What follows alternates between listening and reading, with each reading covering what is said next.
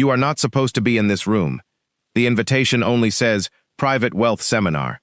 But when the elevator reaches the 43rd floor, there is no seminar, no stage, no audience, no presentation, only a silent hallway, a locked glass door, and a security guard staring at your name on a tablet.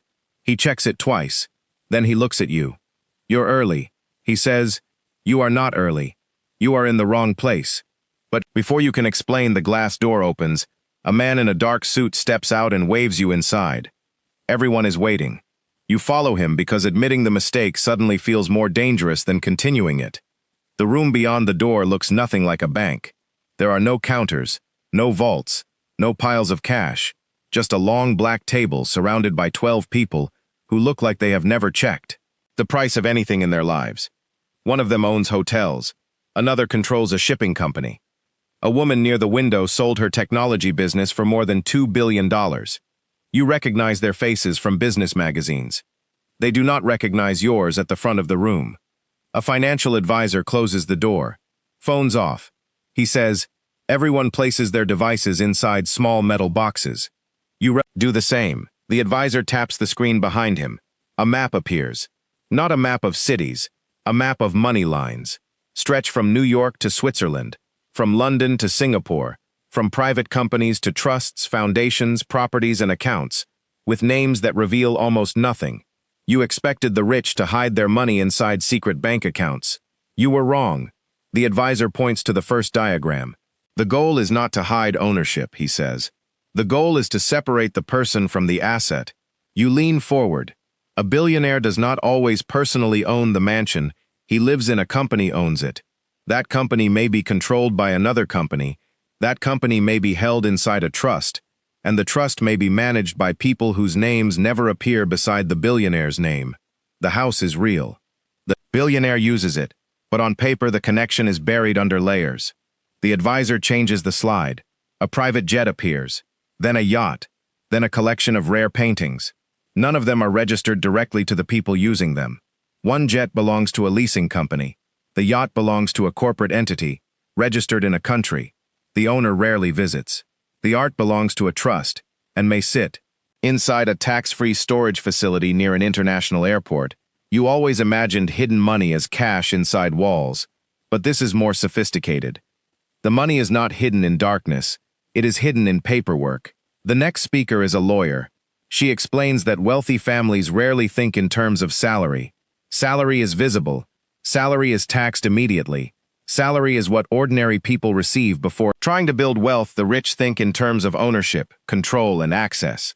They may take relatively small salaries, while their companies cover travel offices, security vehicles, and other expenses connected to business. Their wealth grows through assets, rather than paychecks, shares, property, private businesses, intellectual property, debt agreements, things that can rise in value while producing very little taxable income, until they are sold. A man across the table raises his hand. What if I need cash without selling? The lawyer smiles. You borrow against the asset. The sentence lands heavily. You have heard that wealthy people use debt, but you never understood why. The screen shows a man holding shares worth hundreds of millions. If he sells them, the sale may create a large taxable gain. So instead, he approaches a bank. The bank sees the shares as collateral. It lends him money at a favorable rate. He receives cash without selling the asset. The shares remain invested. His ownership remains intact. And because a loan is not the same as income, the borrowed money may not be treated like a salary. You stare at the numbers. This is not how debt works for you. When ordinary people borrow, they pay high interest to buy things that lose value. Cars, furniture, emergency expenses. When the rich borrow, they often use valuable assets to access cheaper money, while keeping the assets that make them richer. Same word, completely different game. The advisor opens another file. This one is labeled Family Structure. He explains that the richest families do not only plan for the next year, they plan for the next 3 generations. Money is placed inside legal structures, designed to control when, how, and to whom it can be distributed. A child may benefit from an asset without directly owning it. A family may protect part of its wealth from reckless spending, lawsuits, or complicated inheritance disputes.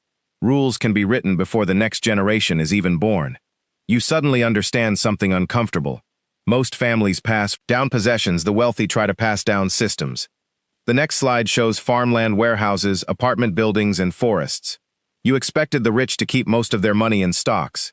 Many do, but some also buy assets that ordinary people barely notice. Land near expanding cities, storage facilities, data centers, water rights, mineral rights, agricultural businesses, infrastructure. Things that appear boring but remain necessary. No matter what becomes fashionable, the advisor calls them quiet assets. They do not attract attention, like sports cars or mansions, but they can produce income for decades. Then the woman who sold her technology company speaks.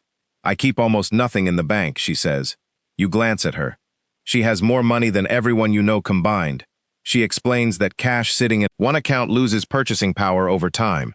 She keeps enough liquidity for expenses and opportunities, but most of her wealth is spread across businesses, funds, property, and investments. Her fortune is not stored in one place.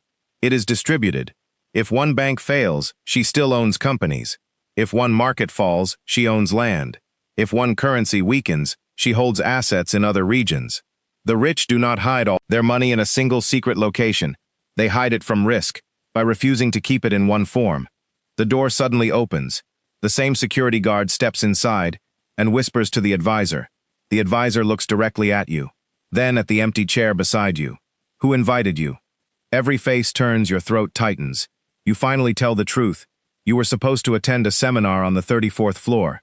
You entered the wrong elevator for several seconds. Nobody speaks. Then the hotel owner laughs. You accidentally received a more useful education.